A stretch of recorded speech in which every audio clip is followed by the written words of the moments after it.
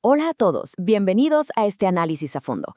Hoy vamos a desmitificar un concepto que, francamente, está revolucionando las fábricas a nivel mundial. Me refiero a la auditoría CQI 8, o auditoría de proceso por capas, el famoso LPA por sus siglas en inglés. Y a ver, seamos muy honestos. Muchas veces cuando escuchamos sobre normativas o estándares, lo primero que se nos viene a la mente es un papeleo interminable, ¿no? Como una carga administrativa más que hay que cumplir por obligación. Pero la idea de hoy es cambiar esa perspectiva por completo.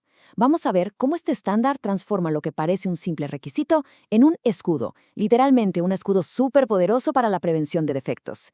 Es una herramienta fascinante que amarra la excelencia operativa desde el piso de producción hasta la alta gerencia. Para que vean por dónde nos vamos a mover, nuestra hoja de ruta de hoy está súper estructurada. Primero, vamos a entender qué es exactamente el CQI 8 LPA. Luego, lo vamos a poner cara a cara con la auditoría de producto tradicional para ver el contraste. De ahí, nos pasamos a explicar cómo funcionan las famosas capas de gestión. Aterrizamos todo esto con un ejemplo súper real de manufactura. Y, para cerrar, repasaremos los objetivos centrales. Así que, arranquemos. Bien, vámonos de lleno con nuestra primera sección. ¿Qué es realmente el CQI 8 LPA? En términos sencillos, una auditoría de proceso por capas, o LPA, es un sistema súper estructurado donde distintos niveles de liderazgo van y checan el proceso de producción de forma regular, usando un checklist muy detallado. Y aquí viene el punto clave. Olvídense de esa inspección reactiva que pasa una vez al año y donde todo mundo corre. Para nada. Se trata de un monitoreo en tiempo real y continuo.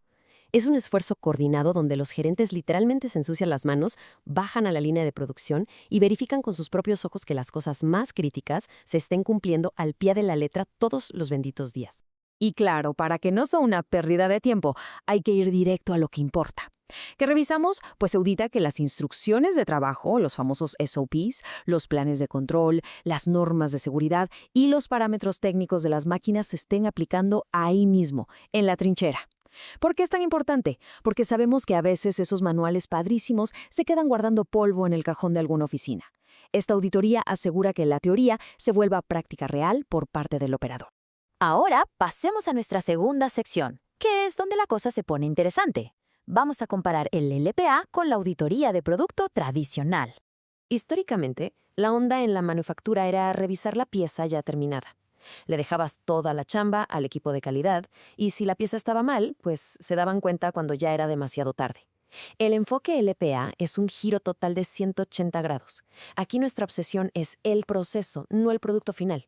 Participan todas las capas de la gerencia, se hace durante la producción y no después. Y el resultado más valioso de todos, evitas el problema desde la raíz en lugar de nada más cacharlo al final de la línea. Hay una frase súper sencilla que ancla toda esta filosofía. La prevención es mejor que la detección. Suena muy lógico, ¿verdad? Pero vivirlo en una fábrica requiere mucha disciplina. Meterle recursos y tiempo a identificar posibles fallas antes de que ocurra el error físico es 1000 veces más rentable que andar tirando la basura o retrabajando un lote completo. Es llevar la proactividad al máximo nivel. Y bueno, ¿cómo orquestamos esto? Entramos a la sección 3, las capas de gestión. Imagínense esto como una cascada de responsabilidades súper bien medida. Cada nivel jerárquico tiene una frecuencia y una tarea específica. En la capa 1, que es todos los días, el supervisor checa los materiales y los procedimientos. Es la primera línea de defensa. Luego subimos a la capa 2, a nivel semanal. Aquí los ingenieros revisan temas más técnicos, como planes de control y que los instrumentos estén bien calibrados.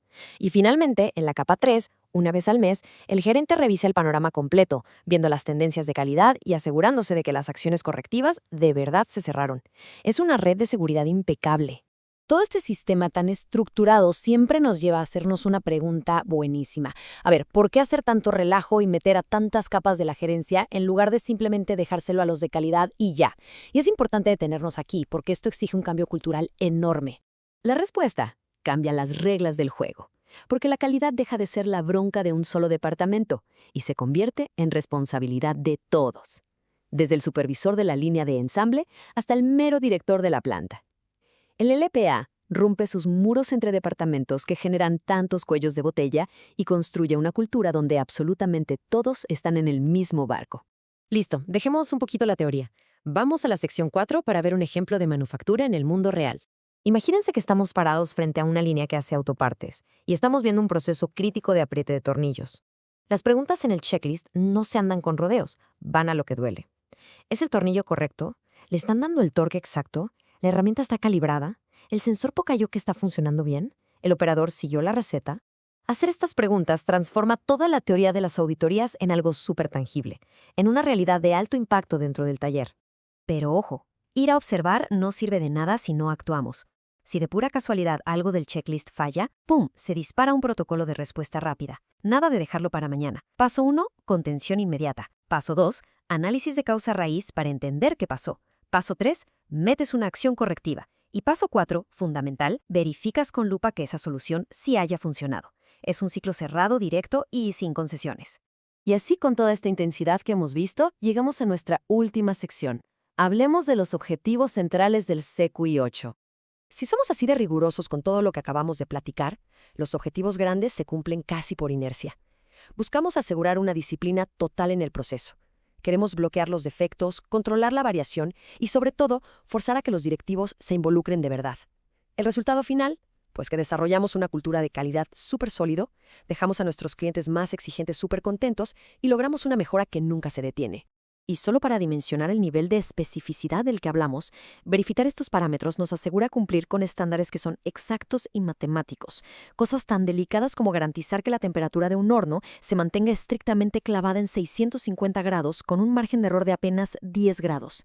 Esta precisión absoluta es lo que de verdad forja una disciplina de proceso a prueba de todo. Si nos tuviéramos que quedar con una sola idea, con el mantra que resume todo esto, sería seguir el proceso correcto, de la manera correcta, cada vez, para prevenir defectos antes de que ocurran. Esa es la conclusión máxima del CQA8. No hay fórmulas mágicas, no hay inspecciones de última hora que te salven, si no tienes la constancia de hacer las cosas bien desde el segundo uno. Y para despedirnos, vale la pena que nos quedemos con esta reflexión sobre cómo se trabaja hoy en día. En un entorno tan competitivo, ¿nuestras fábricas operan cruzando los dedos para atrapar los defectos al final de la línea? ¿O realmente los estamos previniendo activamente en cada nivel de nuestra gerencia? La respuesta a esto marca toda la diferencia entre reaccionar a los bomberazos y liderar con excelencia. Ha sido un recorrido padrísimo. Nos vemos en el próximo análisis para seguir explorando a fondo estos temas.